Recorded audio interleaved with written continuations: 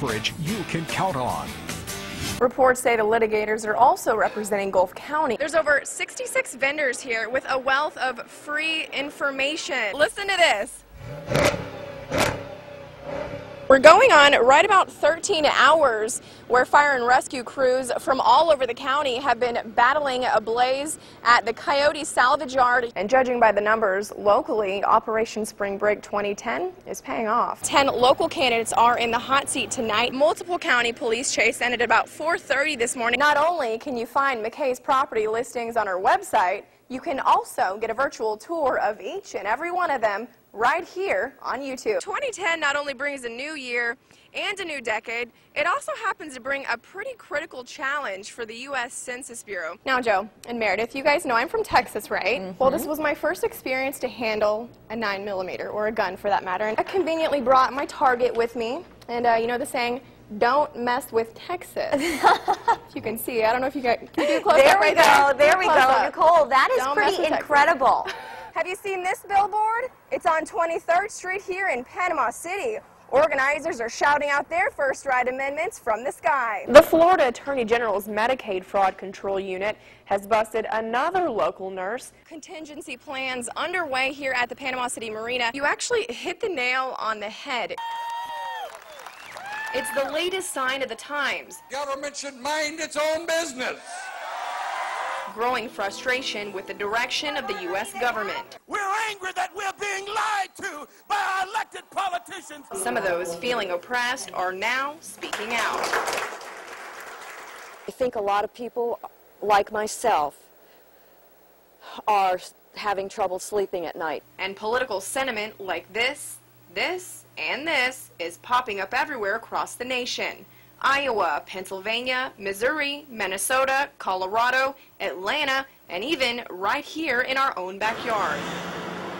Have you seen this billboard? It's on 23rd Street right here in Panama City. Organizers are shouting out their first right amendments from the sky. The founder of the group says their intent is to keep the message alive. Just about an honest Congress, honest government. We're not Republican, Democrat, it's not conservative, liberal, it's not black, white, it's American. That's all it is, and it needs to stay that way. In recent years, Carmen Reynolds says she's become a political watchdog for the Fort Walton Beach Tea Party.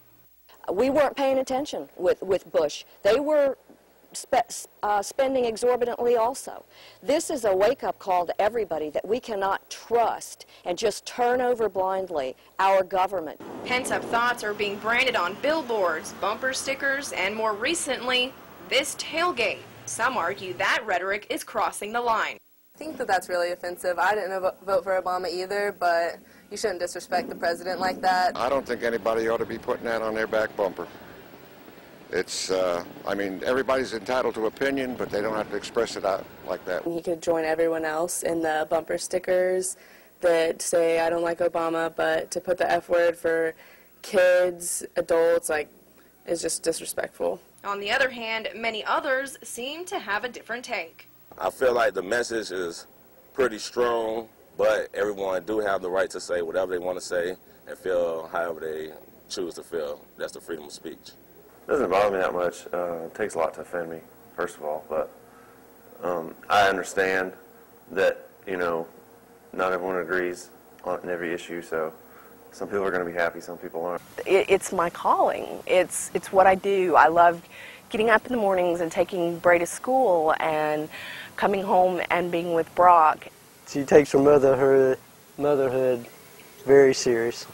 She is a super mom. She is a great mom. For the past 6 months, this 30-year-old super mom has been battling the hardest journey of her life. I finally decided to go to the neurologist for headaches that I had been having October of 2009.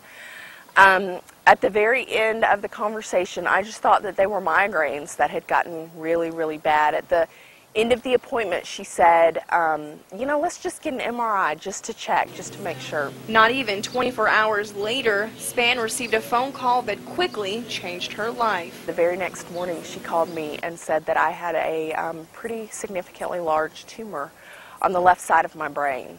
So it was very shocking. At such a young age, happily married with 2 young boys, life was just getting started. My husband and I hibernated for 2 or 3 days, and we cried, and we, were devastated by the news. It hit me pretty hard too, because then you think of your children, of course.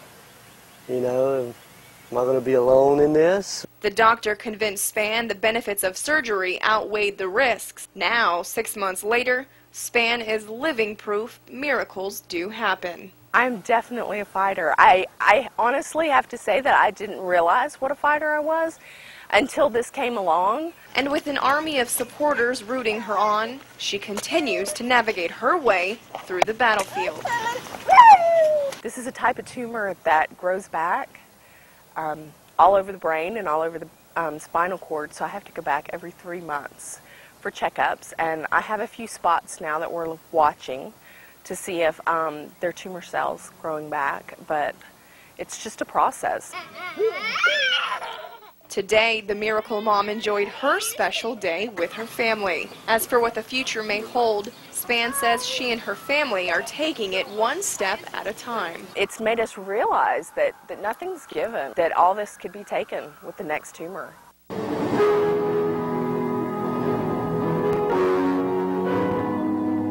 I compose music, and I compose music for a variety of things.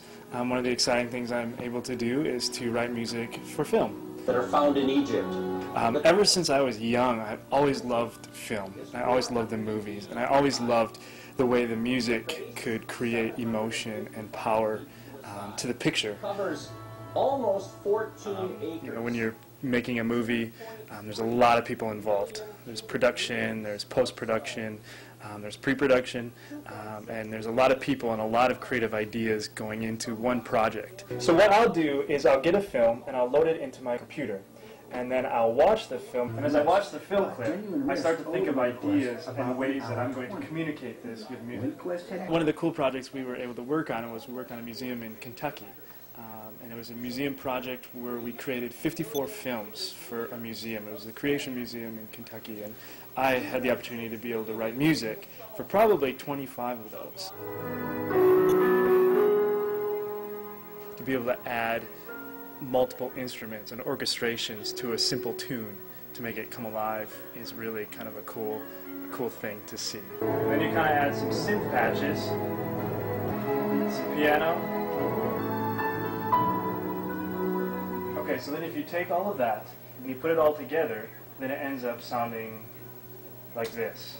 WinQuest finished the 2008 race in a little under 36 hours. It's been a process, and it's constantly learning different techniques and different tools to use, different instruments to use for different effects. But once you start to get everything all in one and the music mixed into the film, you start to see it working. And I think that's really exciting.